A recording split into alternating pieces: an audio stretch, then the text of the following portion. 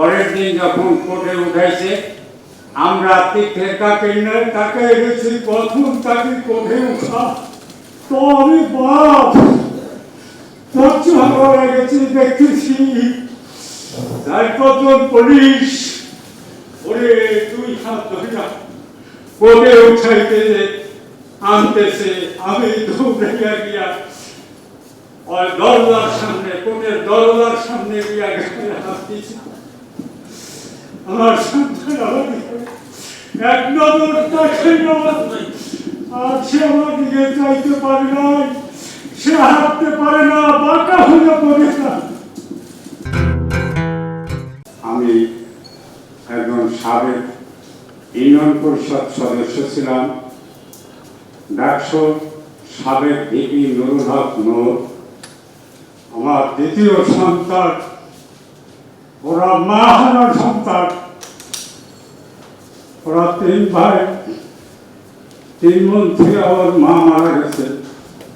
আমি এই সমুদ্র সাগর পাড়ি দিয়ে ছেলেদেরকে মানুষ করার জন্য প্রাণপণ চেষ্টা করছে। আল্লাহ রসের রহমত, দেশবাসীর দোয়ায় আল্লাহ তাকে ঢাকা ভার্সিটিতে পড়ার মতো তৌফিক দান করছে। সেই ক্ষেত্রে সে ঢাকা ভার্সিটিতে ইংরেজি বিভাগে লেখাপড়া করে 18 সালে কোটা সংস্কার আন্দোলনের হাল ধরে। সে কোটা সংস্কার আন্দোলনে তারা সফল যেভাবে হোক হয়েছে। তারপর ঢাকা ভার্সিটির নির্বাচনে, ডাকসু সাবেক নির্বাচনে সে অংশগ্রহণ করার আল্লাহর রহমতে আপনাদের 10 জনের দোয়ায় তাকে আল্লাহ নির্বাচিত করছে। কিন্তু নির্বাচিত হওয়ার পরও সে ডাকসুতে সঠিকভাবে বসতে পারে নাই। আমার মনে হয় আপনারা যে সাংবাদিক ভাইরা আছেন তারা সবাই সকল খবরই তথ্যটা আপনারা জানেন। যাই হোক, তারপরে সে ছোটখাটো একটা দল গঠন করছে, গণ অধিকার পরিষদ। গণ অধিকার পরিষদ মানে জনগণের কথা বলার পরিষদটা। সে জনগণের পক্ষে কথা বলতেছে, এতে তার প্রতি হামলা যথেষ্ট কিছু হয়েছে। আমি আল্লাহর উপরে ভরসা করে বলতে পারি, আমার সন্তান 3 ছেলে, আমার সন্তানরা আমার ফ্যামিলির ভিতরে কোনো মামলা মকদ্দমা, কোনো অন্যায় অত্যাচার, জুলুম, খুন, রাহাজানি, ছিনতাইয়ের ভিতরে আমার সন্তানরা নাই।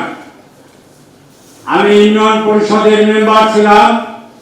আল্লাহর উপরে ভরসা করে একটা গম, একটা চাল, একটা টাকা আমি আমার সন্তানদেরকে খাওয়াই নাই। আমি আমার নিজের শ্রমের পারিশ্রমিক টাকা দিয়ে আমি এদেরকে মানুষ করেছি। আশা করি আল্লাহর রহমতে এটাই আমার সফল। তো আমি তো দেশের বাড়ি থাকি। গেল 19 তারিখ দিবাগত রাত্রে, অর্থাৎ 20 তারিখ রাত্রে চলে, 19 তারিখ দিবাগত রাত্র 3টা থেকে 3:30 এই সময় তার বাসায় বিভিন্ন শ্রেণীর পেশাজীবী, চাকরিজীবী, সেনা সদস্যরা, র্যাব, বিডিআর, আর্মি, এরা তার বাসায় গিয়া তাকে অমানসিকভাবে তাকে অ্যারেস্ট করে এবং তার বাসার থেকে 7-8টা মোবাইল নিয়ে নিয়েছে। পরে তার খোঁজের জন্য যখন র্যাব অফিসে যাওয়া হয়েছে, তখন যারা ডিউটিতে ছিল তারা বলছে আমাদের এখানে আসে নাই, আপনারা ডিবির কার্যালয় যান। ওখান থেকে ডিবির কার্যালয় গেছে, সেখানেও তার খোঁজ মেলে নেয়। তারপরে তারা বলছে যে আপনারা আপনাদের লোকাল থানায় যান, হাতের জেল থানায়। সেখানে গেছে, সেখানে গিয়েও তার হদিশ মেলে নাই। আমি যখন দেশ থেকে রওনা দিছি, আমরা খুব আতঙ্কের ভিতরে ছিলাম, আল্লাহ তাকে গায়েব করে ফেলছে কিনা। আল্লাহর অশেষ রহমত, হয়তো গায়েব হয়নি। 21 তারিখ রাত্রে তাকে ওই 3-2-19-20-21 তারিখ রাত্রে তাকে ডিবি কার্যালয় থেকে কোর্টে নিয়েছে। কোর্টে নেওয়ার পর ওখানে তারে 7 দিন রিমান্ড দিয়েছে, 5 দিন রিমান্ড দিয়েছে। আমি ঢাকাতে এসে শুনি তাকে 5 দিন রিমান্ড দিয়েছে। 5 দিন রিমান্ডের পর গতকালকে তাকে কোর্টে উঠাইছে।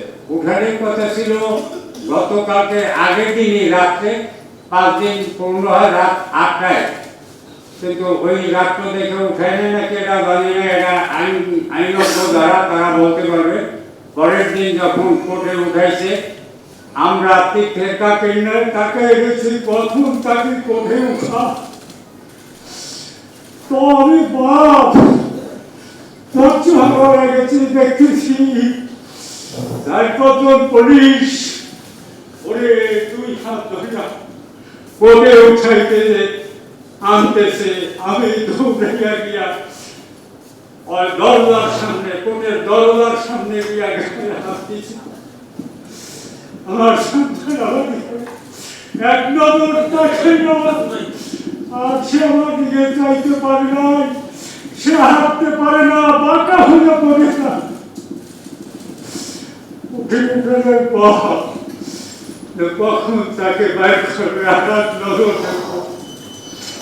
কোর্টে উঠানোর পর আইনজীবীর কাছে জিজ্ঞেস করলাম যে বাবা আমি কি তার সাথে কথা বলতে পারবো? তারা আমাকে আশ্বস্ত করতে পারবে, আসলে দেয় না।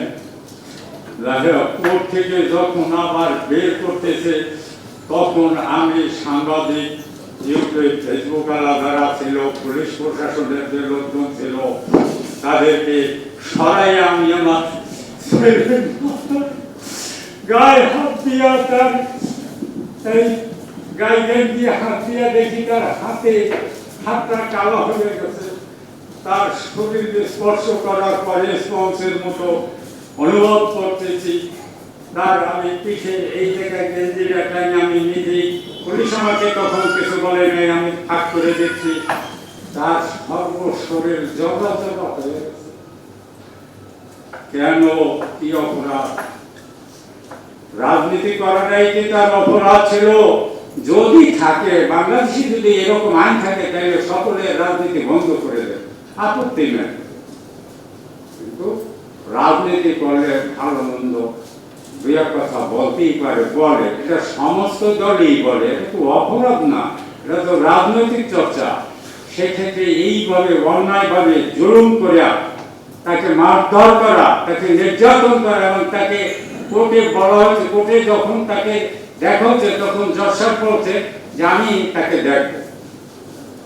তাহলে যখন আবার পুনরায় রিমান্ড চেয়েছে, সে তার কাছে জজ তার কাছে কথাবার্তা বলছে, বলার পরে সেটাকে আর রিমান্ড দেয়। এবং আগামী 2 তারিখে তার আরেকটা মামলা আছে। আমি তো গ্রামের মানুষ, এত সব তো জানিও না আর বুঝিও না, তো সেটা নাকি কোন আদালতের বিষয়, একটা কেস, সেটা ওই 2 তারিখে তার একটা ওটা কালকে রবিবার হবে। তো অন্য আরেকটা মামলা, ওটা হচ্ছে আপনাদের মেট্রো রেল, এটা তো দেখাচ্ছি সেতু ভ্রমণের মামলা। এগুলো তো প্রত্যেকটা মিথ্যা মামলা। তো ওই জায়গায় তাকে আবার নাকি অ্যারেস্ট দেখায় তার ফটো উঠাবে, তো আবার রিমান্ড হয়তো সংখ্যা করতেছি, আবার রিমান্ড হয়তো যেতে পারে না।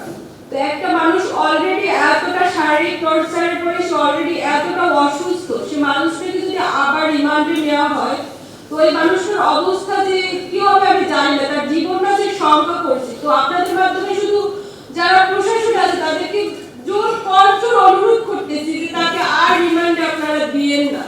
মানে তার জীবনটা অন্তত আপনাদের কাছে ভিক্ষা দিন, মানে তাকে সুস্থ ভাবে অন্তত আমার 2টো বাচ্চার মুখে দিকে তাকে, আমি আর কিচ্ছু চাই না। প্রয়োজনে এমন রাজনীতি করতে হবে না, আমি ওকে রাজনীতি করতে দিব না। আপনারা শুধু ওকে একটু এই কনসেপ্টের উপরে বন্ধ করুন। এই মিথ্যা মামলা দিয়ে একটা মানুষের উপরে শুধু যার চাই সে বুঝবে, স্যার অন্য কেউ হয়তো এইগুলো অনুভব করতে পারবে না।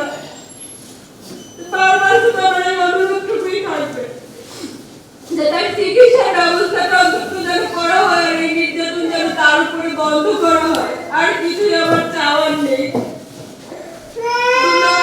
সকলকে আর কিছু ধন্যবাদ।